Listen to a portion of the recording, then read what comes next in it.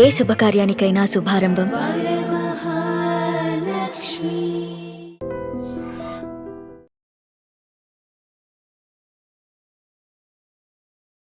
నమస్తే, welcome to I Dream talking point with Kavitha.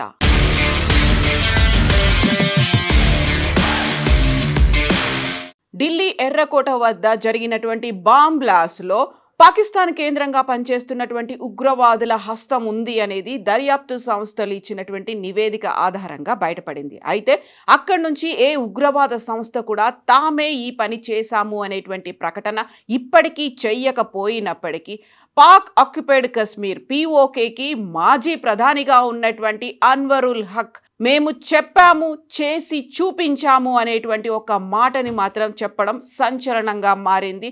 Pak occupied Kashmir, Pak ఆక్రమిత కాశ్మీర్కి ప్రధానిగా ఉన్నటువంటి మాజీ ప్రధాని అయ్యారు. ఇప్పుడు 2 రోజుల క్రితం తన మీద ఒక అవిశ్వాస తీర్మానం వేశారు. అందులో ఆయన ఓడిపోయారు. ఆ నేపథ్యంలోనే తాను నవంబర్ 17 అసెంబ్లీలో చేసినటువంటి ఒక ప్రకటన ఇప్పుడు కీలకంగా మారింది. మేము ముందే చెప్పాము, దాన్ని చేసి చూపించాము, అల్లా దయతో మా వీరులు ఆ పని చేశారు అనేటువంటి వ్యాఖ్యతో పాటుగా మీరు బెలూచిస్తాన్లో కలగ చేసుకున్నారు కాబట్టే మేము అక్కడ దాడులు చేయాల్సినటువంటి పరిస్థితులు ఏర్పడ్డాయి. మీరు బలూచిస్తాన్లో రక్తపాతం సృష్టిస్తే ఢిల్లీ కేంద్రంగా కశ్మీర్ అడవుల వరకు మా ప్రతాపం ఏంటో మేము చూపిస్తాము అంటూ చౌదరి అన్వరుల్ హక్ ఆయన ఈ వ్యాఖ్యలు చేశారు. కశ్మీర్లో POK అనేది పాక్ ఆక్యుపైడ్ కశ్మీర్గా ఆ ప్రాంతానికి సపరేట్గా ఒక అసెంబ్లీ ఉంటుంది, ఒక సపరేట్గా ప్రధానమంత్రి ఉంటారు.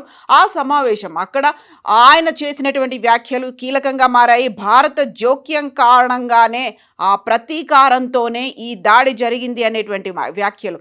ఇప్పటికైతే పాకిస్తాన్ దగ్గర నుంచి అధికారికంగా ఒక ప్రకటన రాలేదు, ఉగ్రవాద సంస్థల నుంచి ఒక ప్రకటన రాకపోయినప్పటికీ ఈ అన్వరుల్ హక్ చేసినటువంటి వ్యాఖ్యలతో పాటుగా అక్కడ ఉన్నటువంటి రక్షణ శాఖ మంత్రి, పాకిస్తాన్కి రక్షణ శాఖ మంత్రిగా పనిచేస్తున్నటువంటి ఖవాజా ఆసిఫ్ కూడా చేసినటువంటి వ్యాఖ్యలు భారత్తో పూర్తి స్థాయి యుద్ధం అవకాశాన్ని తాము తోసిపుచ్చలేము అనేటువంటి వ్యాఖ్యల్ని మరోసారి చేశారు.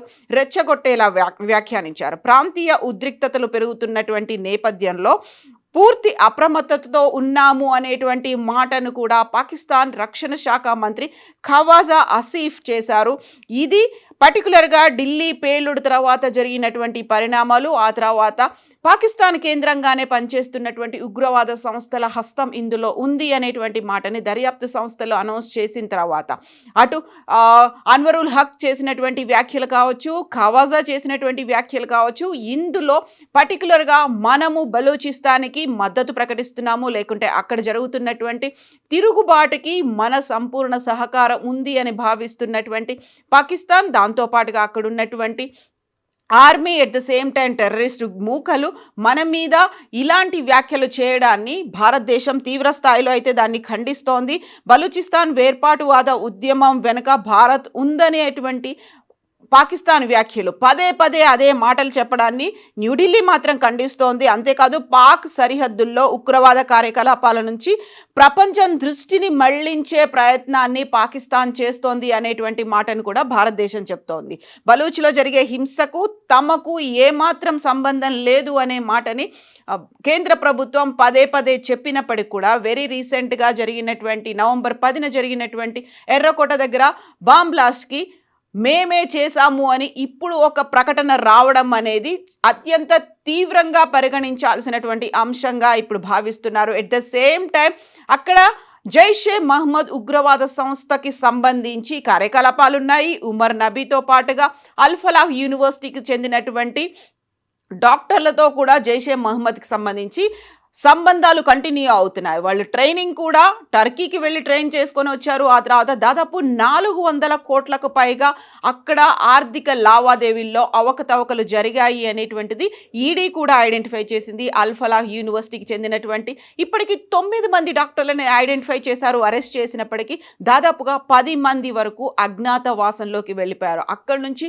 వాళ్ళు ఎక్కడికి వెళ్ళిపోయారు అనేది ఐడెంటిఫై ఇప్పటికీ చేయలేకపోయినప్పటికీ అల్ ఫలాహ్ యూనివర్సిటీ కేంద్రంగా అక్కడ వైట్ కాలర్ టెర్రర్ ఎకోసిస్టాన్ని డెవలప్ చేశారు. దాని వెనకాల జైషే మహమ్మద్ అనే ప్రధాన పాత్ర ఉంది అని భావిస్తున్న టైంలో ఇప్పుడు కీలకమైనటువంటి ఒక ఆధారాన్ని దర్యాప్తు సంస్థలు అయితే ఐడెంటిఫై చేశారు. అందులో ప్రధానంగా వైట్ కాలర్ టెర్రర్ మాడ్యూల్ని జైషే మహమ్మద్ సంస్థతో నేరుగా సంబంధాలున్నట్టుగా జమ్మూ కాశ్మీర్కి సంబంధించి పోషియానికి చెందినటువంటి ఒక ముస్లిం మత పెద్ద ఉన్నారు. మౌల్వీ ఇర్ఫాన్ అహ్మద్ ఆయన నెలకొల్పారు ఈ వైట్ కాలర్ టెర్రర్ మాడ్యూల్ని. ఈ మౌల్వీ ఇర్ఫాన్ అహ్మద్ నెలకొల్పారు. ఉగ్రవాదులతో తరచూ సమావేశాలను కూడా ఏర్పాటు చేస్తున్నారు.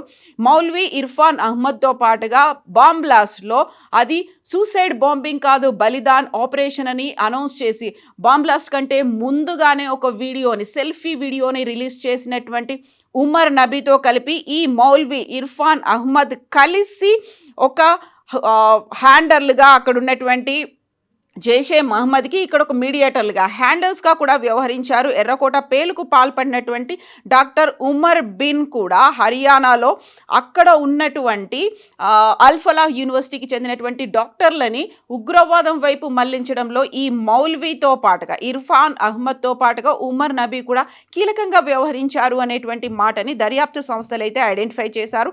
అందులో ఇప్పటికీ ఎన్ఐఏ వారిని అక్కడ ఉన్నటువంటి డైరెక్ట్గా అసోసియేషన్ ఉన్నటువంటి డాక్టర్లని అరెస్ట్ చేసింది. ఎట్ ద సేమ్ టైం అక్కడే ఉన్నటువంటి లేడీ డాక్టర్ షహీన్ సయ్యద్ని కూడా జైషే మహమ్మద్ మహిళా విభాగానికి భారత్ చీఫ్గా వ్యవహరిస్తున్నటువంటి డాక్టర్ షహీన్ను కూడా అరెస్ట్ చేశారు.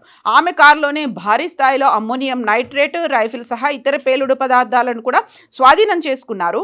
ఈ నేపథ్యంలోనే దీనికి ఈ మధ్య కాలంలో అమెరికా ఐడెంటిఫై చేసింది ఆపరేషన్ సింధూర్కి సంబంధించి గతంలో ఫైటర్ జెట్లు కూలాయి. అటు భారతదేశానికి సంబంధించి ఇటు పాకిస్తాన్ మధ్యలో ఫైటర్ జెట్లు ఆపరేషన్ సింధూర్ సమయంలో కూలాయి అని చెప్పినటువంటి అమెరికా ఇప్పుడు అలాంటి ఫాల్స్ ప్రొపగండా వెనకాల చైనా ఉంది అనేటువంటి మాటని ఐడెంటిఫై చేసింది. దానికి సంబంధించి అమెరికా ఒక రిపోర్ట్ను కూడా రిలీజ్ చేసింది. భారతదేశానికి చెందినటువంటి రఫేల్ జెట్లు కూలాయి అనేటువంటి మాటని చైనా తప్పుడు ప్రచారంగా చేస్తోంది అనేటువంటి మాటని తన రిపోర్ట్లో వెల్లడించింది. ఈ రిపోర్టు ప్రకారం 2025-26కు సంబంధించి పాకిస్తాన్ తన రక్షణ శాఖ కోసం కేటాయించుకున్నటువంటి నిధులను 20% పైగా పెంచుకుంది అనేటువంటి మాట. ఆ నేపథ్యంలోనే అక్కడ ఉన్నటువంటి ఆర్మీ కావచ్చు, లేకుంటే అక్కడ స్థావరం పొందుతున్నటువంటి తీవ్రవాదుల కోసం కావచ్చు ఈ బడ్జెట్ను పెంచింది అనేటువంటి మాటని అమెరికా అయితే తన రిపోర్ట్లో వెల్లడించింది. అందులోనూ రఫేల్ ఫైటర్ జెట్లు కుప్పకూలాయి అనేటువంటి మాటని చైనా అక్కడ ఏఐ ఫోటోలు, నకిలీ సోషల్ మీడియా ఖాతాలని ఉపయోగించి సర్క్యులేట్ చేసింది అనేటువంటి మాటను కూడా అమెరికా ఇప్పుడు ఐడెంటిఫై చేసింది. దాన్ని రిపోర్ట్ రూపంలో అందజేసింది. రఫేల్ జెట్లని మనం కొనుక్కోకుండా చేయడంతో పాటుగా తను తయారు చేస్తున్నటువంటి యుద్ధ విమానాలు ఏవైతే ఉన్నాయో వాటికి సంబంధించి వాటిని మనం కొనుక్కోనేలా ఒక క్యాంపెయినింగ్ కూడా నడిచింది. అందులోనూ జూన్ నెలలో చైనా పాకిస్తాన్కి 40 J-35 5th generation fighter జెట్లను అందజేసింది. KJ-500 విమానాలను కూడా, బాలిస్టిక్ మిసైన్లను కూడా పాకిస్తాన్కి అందజేసింది. ఎట్ ద సేమ్ టైం ఫ్రాన్స్కి చెందినటువంటి రఫేల్ యుద్ధ విమానాలకు సంబంధించి ఇలా ఫాల్స్ ప్రాపగాండా చేయడం వల్ల ఇండోనేషియా ఆ రఫేల్ యుద్ధ విమానాల్ని కొనుక్కోకుండా కూడా చైనా చేయగలిగింది అనేటువంటి మాటని ఈ రిపోర్ట్లో అమెరికా వెల్లడించింది. బట్ ఈ రఫేల్ యుద్ధ విమానాలని తయారు చేస్తున్నటువంటి ఫ్రాన్స్ మాత్రం దాన్ని గతంలోనే ఖండించింది. తమ రఫేల్ యుద్ధ విమానాలు కూలిపోలేదు అనేటువంటి మాటను కూడా చెప్పింది. అందులోనూ ప్రధానంగా ఈ రహస్య ప్రచారాన్ని ఫ్రెంచ్ నిఘా ముందు నుంచి ఖండిస్తూ వచ్చింది. ఇప్పుడు అమెరికా దాన్ని ఆధారాలతో సహా నిరూపించినట్టుగా రిపోర్ట్లో అయితే వెల్లడించింది. సైనిక నిఘా అధికారులకు సంబంధించి ఈ రిపోర్ట్ అనేది ఇప్పుడు సంచలనం కలిగిస్తోంది. 4 రోజుల పాటు జరిగినటువంటి ఆపరేషన్ సింధూర్కి సంబంధించి 5 యుద్ధ విమానాలు, ఒక నిఘా విమానాన్ని భారత్ అయితే పాకిస్తాన్కి సంబంధించి ధ్వంసం చేసింది. అందులో రఫేల్ యుద్ధ విమానం మన దగ్గర ఉన్నది కూలిపోయింది అనేటువంటి వ్యాఖ్యల్ని ఇప్పుడు అమెరికా అయితే ఖండిస్తోంది. బట్ అమెరికా గతంలో జరిగినటువంటి సింధూర్ గురించి వ్యాఖ్యానించింది తప్ప ఢిల్లీ ఎర్రకోటలో జరిగినటువంటి ఈ విధ్వంసానికి సంబంధించి ఎందుకు మాట్లాడలేదు అనేటువంటి వాదనలు కూడా వినిపిస్తున్నాయి.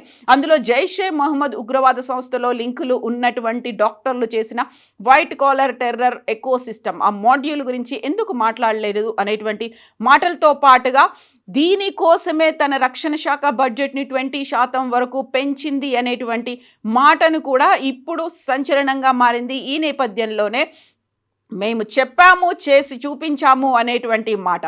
బట్ దానికి సంబంధించి ఇప్పుడైతే దీన్ని భారతదేశం చాలా సీరియస్గా తీసుకుంది. దాంతోపాటుగా అల్ఫలా యూనివర్సిటీ అండ్ జైషే మహమ్మద్కి ఉన్నటువంటి లింకుల గురించి ఎన్ఐఏ ఇప్పుడు దర్యాప్తునైతే తీవ్రతరం చేసింది.